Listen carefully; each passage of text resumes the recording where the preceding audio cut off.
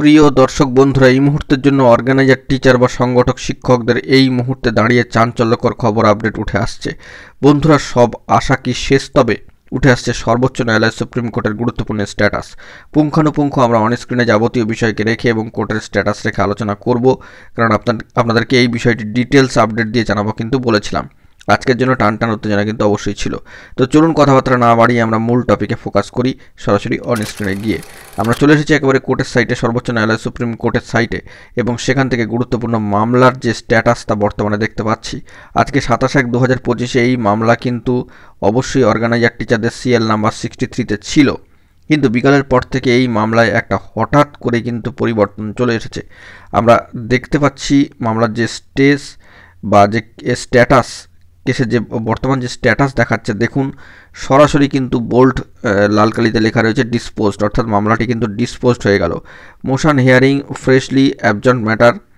তো এই দিক থেকে দাঁড়িয়ে আজকে 27/1/2025 যে স্ট্যাটাস সিএল নাম্বার 63-তে থাকা এই মামলার ক্ষেত্রে মামলার স্ট্যাটাস কিন্তু দেখাচ্ছে কার্যত ডিসপোজড। অত্যন্ত গুরুত্বপূর্ণ এই বিষয়টি। West Bengal rural and urban primary organiser teachers association versus the state of West Bengal, এই মামলার ক্ষেত্রে দেখাচ্ছে মামলা আজকে কার্যত ডিসপোজড। কোর্টের স্ট্যাটাস অনুযায়ী কিন্তু সেটাই উঠে এসেছে 27/1/2025 দাঁড়িয়ে। তবে কি আশা শেষ? সমস্ত আশাই কি এখানে শেষ হলো?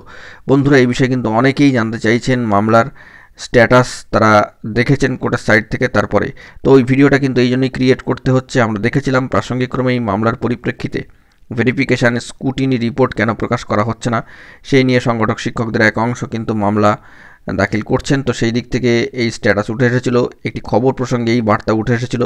ভেরিফিকেশান কমিটি গঠিত হয়, কিন্তু সেক্ষেত্রে দেখা যাচ্ছে ভেরিফিকেশান এবং স্কুটিনি রিপোর্ট কিন্তু প্রকাশিত হয়নি বা করা হচ্ছে না, সেই সংক্রান্ত বিষয়ে তথ্যাদি উঠে এসেছিল। এবং কেস 20 তারিখ 24 তারিখের পরবর্তী ক্ষেত্রে আবারও 27 তারিখে সিএল নাম্বার কিন্তু 63-তে অবস্থান করছিল।